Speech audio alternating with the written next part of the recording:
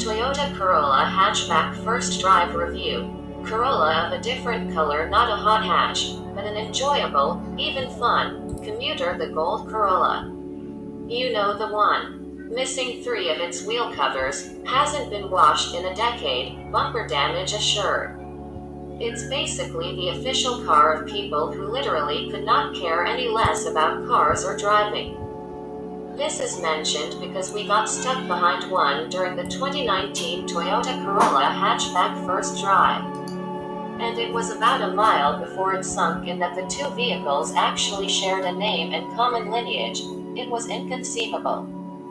The car we were driving was painted a Polestar-like blue flame, wore 18-inch wheels, and had impressed with its composure and driver involvement.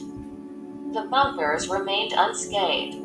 This new Corolla could actually be owned by someone who cares about cars and driving. Perhaps not as their top priority in life or behind the wheel, but there's also enough here in terms of style, character, and driver engagement to actually put the 2019 Corolla on the map for those with more discerning compact car tastes. And, moving beyond comparisons to that gold Corolla currently parked 23 inches from the curb across the street.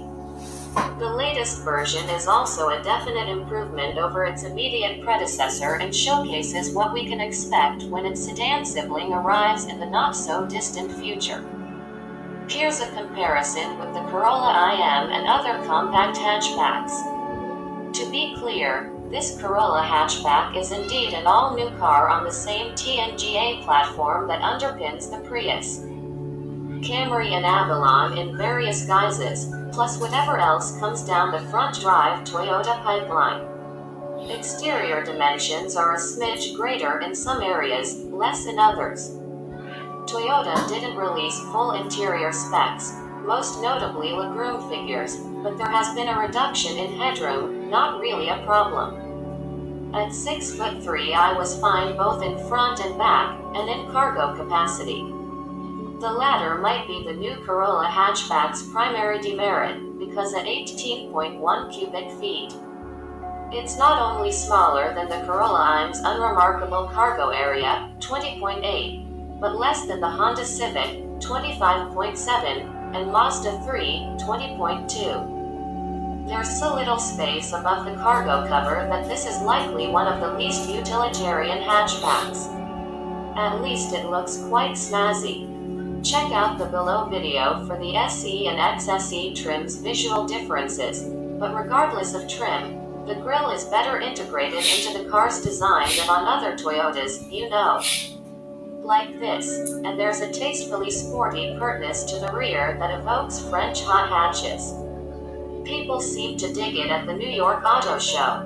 Well, except the fake trapezoidal exhaust tablets.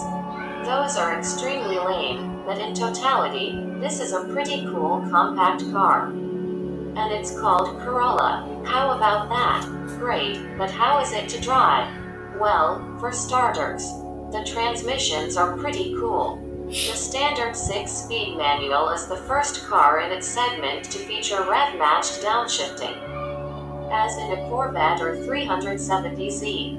It'll make you seem like a slick shifting driving god, but even if you're an honest do-it-yourself type, the Corolla doesn't suffer from the ultralight flywheel that can make certain Japanese cars a bit difficult to drive smoothly.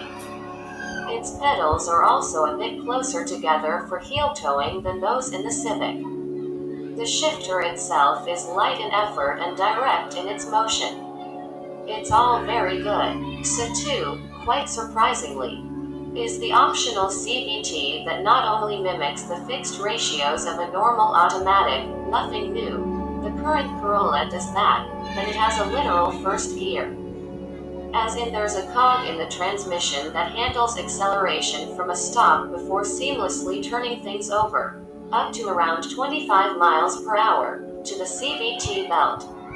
According to Chief Engineer Yoshiki Konishi, a traditional automatic transmission is more efficient from a stop than a CVT, which is in turn more efficient the rest of the time. We couldn't detect any trace of the switchover. From there, The 10 fixed ratios adequately simulate a typical automatic under hood. There's a bit more slurring between shifts, but nothing objectionable. Plus, Konishi says that the ratios are actually different in normal and sport mode, meaning that the Corolla, in a very broadly defined way, offers its driver a choice of two 10-speed automatic transmissions and, given the standard manual shift paddles, one 10-speed automated manual, too. Its shifts are pulled off with lightning-quick immediacy, the result of that first gear also allowing for a smaller CVT belt to be used. Even if you're a manual or nothing kind of person. This is some pretty neat stuff here. The engine is new as well, displacing 2.0 liters and putting out 168 horsepower and 151 pound-feet of torque. The current 137 HP Corolla, be it IM or sedan, is slow, and you don't need 0 to 60 times to know it. The new one certainly won't be threatening the turbocharged Honda Civic or Volkswagen Golf, but it's now sufficient and perfectly competitive given that the segment's other base engines typically have less power. And should you want more, Toyota is gauging interest for a sportier Corolla GR model. Its engineers would clearly like to be given that challenge. As for the rest of the dynamic package, the new TNGA platform has yielded a stiffer, lighter structure. The suspension once again features McPherson struts up front and a multi-link rear with stabilizer bar, but the geometry has been altered, the shocks and springs updated, and some componentry relocated. The net result is a suspension that feels spot on for this segment, imparting a responsive overall feel and a playful nature. The steering is well connected, appropriately weighted and provides enough feedback. This is a Corolla that actually encourages you to have some fun. Whereas the current sedan sadly sags its shoulders and wonders what it did to deserve this kind of treatment. This is not a hot hatch, though, so don't expect it to be. The Mazda 3 and Honda Civic could still bring more zing to your daily drive.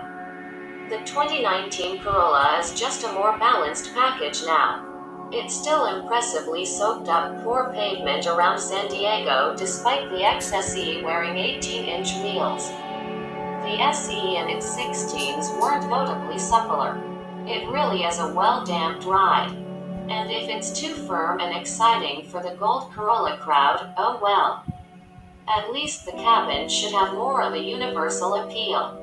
Besides the liberally applied soft-tech synthetic leather and cross-stitching, other materials are nicely textured, and Toyota's latest switchgear looks and feels top dollar. It's also worth noting that the XSE has real leather, in either black or a stain attracting, but way cool white accented by a rich gray fabric. The interior itself is pleasingly minimalist for a Toyota. It's also less upright and confining than the current Corolla's design. The focal point is the standard 8-inch touchscreen bordered by actual shortcut buttons and volume tuning knobs. It's Toyota's latest Entune 3.0 system, complete with Apple CarPlay. And it works quite well. Given that the Civic and Mazda 3 systems can frustrate, the new Corolla should have a leg up for both tech enthusiasts and those who just want an easy-to-use radio. Other noteworthy standard features include 2 USB ports and Wi-Fi capability, while the XSE adds a part digital gauge cluster, a JBL audio system and an 8-way power driver seat that provides more than enough adjustability for even tall drivers. Actually, the SE's manually adjustable 6-way seat was sufficient as well, providing notably more under-thigh support than the current Corolla does. The seat's lateral support is quite good as well. A full suite of accident avoidance tech is also standard. And the 2019 Corolla is the first Toyota to get increased speed reduction for the automatic braking system, bicycle detection, and a lane-keeping assist system, lane tracing assist, that factors in the movement of the vehicle ahead should lane markers disappear. Full-speed adaptive cruise control with stop-and-go capability is included on CVT models, while the manual's ACC will shut itself off around 15 miles per hour.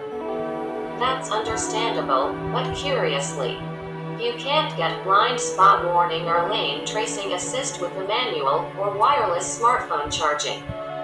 That's because of a packaging decision, not a technical hindrance. Odd. As for how many may choose the manual, the current Corolla IM has a 5% take. That's typically dismal, but it's a Corolla IM. Are you surprised? Perhaps a better data set is that of the Honda Civic.